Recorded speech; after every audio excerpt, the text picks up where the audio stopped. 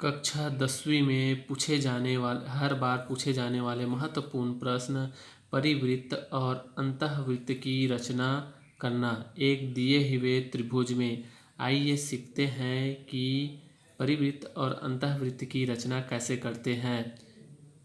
एक त्रिभुज दिया रहेगा और उनके भुजाओं या कोणों के मान दिया रहेगा, उसकी रचना करके उसके परिवृत्त बनाना है या अंतःवृत्त बनाना है। आइए सीखते हैं कैसे बनाते हैं। एक प्रश्न नंबर 1, जब त्रिभुज ए बी सी में ए बी बराबर बी सी बराबर सी ए बराबर 6 सेंटीमीटर है तो त्रिभुज ए बी सी के परिवृत्त की रचना कीजिए। यहाँ पे बी सी लाइन को पहले स्केल की सहायता से 6 सेंटीमीटर खींच लीजिए। याद रखें हमेशा बी सी को सबसे पहले ड्रॉ करें। एक स्केल ले, स्केल की सहायता से याद रखें इसको उत्तर पुस्तिका के सबसे बीच में और ऐसे स्पेस देकर, ताकि हमारा परिवृत्त या अंतःवृत्त अच्छे से एक त्रिभुज के बाहर या अंदर बन जाए। ऐसे थोड़ा सा स्पेस देके जो प्रश्न है उसके नीचे कितना सेंटीमीटर बोला है, 6 सेंटीमीटर। 6 सेंटीमीटर की एक रेखा खींच लीजिए। ये स्केल के इस पॉइंट से लेकर इस पॉइंट तक देखो, इस प्रकार 6 सेंटीमीटर की एक लाइन खींचे। ठीक, इन बिंदुओं को, इस प्रारंभिक बिंदु को बी नाम दिए और इस वाले बिंदु को सी नाम दिए। ठीक, इसको बी नाम, इसको सी नाम। अब जो प्रश्न में बोला गया है, ए बी बराबर भी 6 सेंटीमीटर है, सी ए बराबर भी 6 सेंटीमीटर है। अब डिवाइडर लीजिए, डिवाइडर या प्रकार, इसमें पेंसिल लगाकर इसकी सहायता से 2 चाप काटिए। याद रहे इस पेंसिल और इस डिवाइडर का नोक, ये नोक दोनों को किसी हार्ड जगह पे या प्लेन जगह पे रखकर दोनों के नोक को एकदम बराबर करें। देखिए यहाँ पे दोनों एक लेवल में एक जैसे बराबर हाइट के दिख रहे हैं।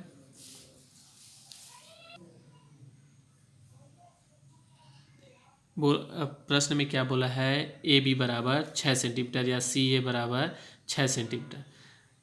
ठीक है, अब ये ए बी और सी ए हमको ड्रॉ करना है, तो क्या करेंगे, स्केल की सहायता से डिवाइडर को 6 सेंटीमीटर फैलाइए।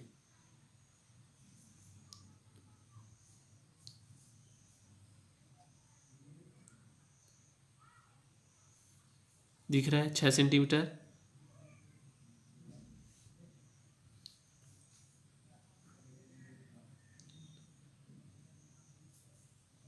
छः पे दिख रहा है। ठीक, 6 सेंटीमीटर फैला है अपना डिवाइडर। अब इसको बिंदु बी पे रखिए, डिवाइडर को बिंदु बी पे रखे। ठीक, ऊपर पे एक चाप काटिए, ऐसा चाप काटे। सेम डिवाइडर को उठाकर, डिवाइडर कम ना हो इसकी लंबाई, याद रखिए इस डिवाइडर को डिस्टर्ब नहीं करना है। फिर जो कटा हुआ चाप है उसको काट दीजिए सी बिंदु पे लाकर डिवाइडर की सहायता से, इस प्रकार। ठीक, दोनों चाप एक दूसरे को काटे। जो कटान बिंदु मिला, ठीक है, उसको एक बिंदु बना दीजिए।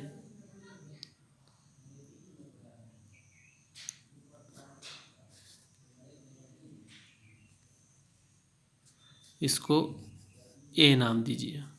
ठीक, मिल गया हमको 3 बिंदु। त्रिभुज में 3 बिंदु होते हैं, 3 शीर्ष होते हैं। अब इन तीनों बिंदुओं को एक दूसरे से मिला दीजिए। इस प्रकार से तीनों, पहले ए बी को मिलाए, इस प्रकार से पहले ए बी को मिलाया, अब इसको पेंसिल की सहायता से खींच दीजिए, लाइन खींच दीजिए इस प्रकार।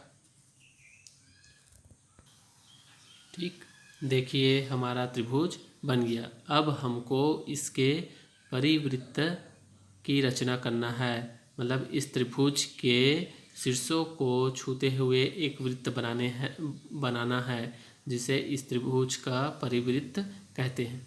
देखिए इसके अब आगे प्रोसेस कैसे करेंगे, इसके आगे के चरण क्या होते हैं उसको देखते हैं।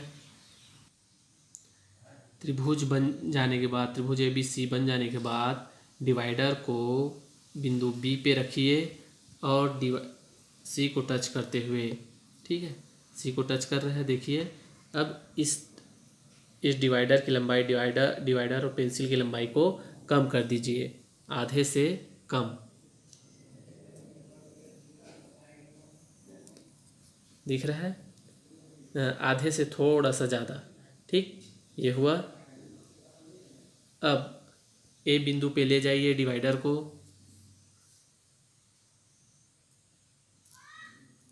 ए बिंदु पे लाए, बाहर एक चाप काटिए, अंदर एक चाप काटिए।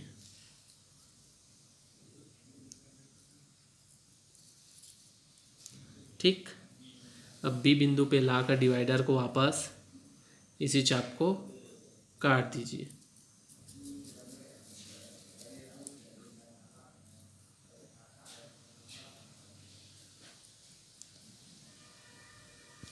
ठीक, दो कटान बिंदु मिले,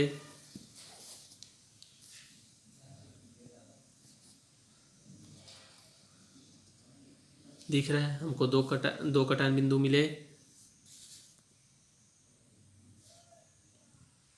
इसको एक बिंदु बना दीजिए और पेंसिल की सहायता से इसको ऐसे बिंदु बना दीजिए। ठीक, अब इन दोनों बिंदुओं को आपस में मिलाइए। ठीक, इस प्रकार जो चाप काटने पर दो बिंदु मिले उसको मिलाने पर इस प्रकार से एक रेखा दिखाई देगी। इनको M और इस बिंदु को N नाम दीजिए। दिख रहा है MN रेखा भुजा AB को समद्विभाजित कर रहा है। ठीक, सेम इसी प्रकार भुजा AC को भी समद्विभाजित करना है। देखिए किस प्रकार करेंगे, इसको भी सेम डिवाइडर को B पे रखिए, ठीक है, C के आधे से ज़्यादा, BC के आधे से ज़्यादा डिवाइडर को फैलाइए। दिख रहा है आधे से ज़्यादा यहाँ पे फैला हुआ है। ठीक,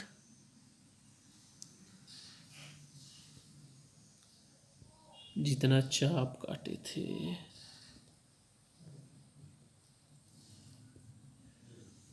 जितना का चाप काटे थे उतना ही फैलाना है ना। फिर बिंदु A पे जाइए, बिंदु A पे जाकर बाहर एक चाप काटिए और अंदर एक चाप काटिए। ठीक, इधर सेम जैसे B में रखे थे वैसे C में रखकर इस कटे हुए चाप को ऐसे काट दीजिए। ठीक, और इधर को यहाँ पे काट दीजिए। ठीक, यहाँ पे अंदर और बाहर काटे। फिर दिख रहा है हमको दो कटान बिंदु मिले, एक यहाँ पे, इसको भी बिंदु बना दीजिए। ठीक, और ये ऊपर वाले को भी बिंदु बना दीजिए। ठीक, फिर इन दोनों बिंदु को, जो ये दो बिंदु दिख रहा है, इसको स्केल की सहायता से मिला दीजिए। ठीक, देखिए दोनों बिंदु को मिलाने पर रेखा इस प्रकार दिखेगी। यह रेखा AC को बराबर भागों में बांटता है। इसको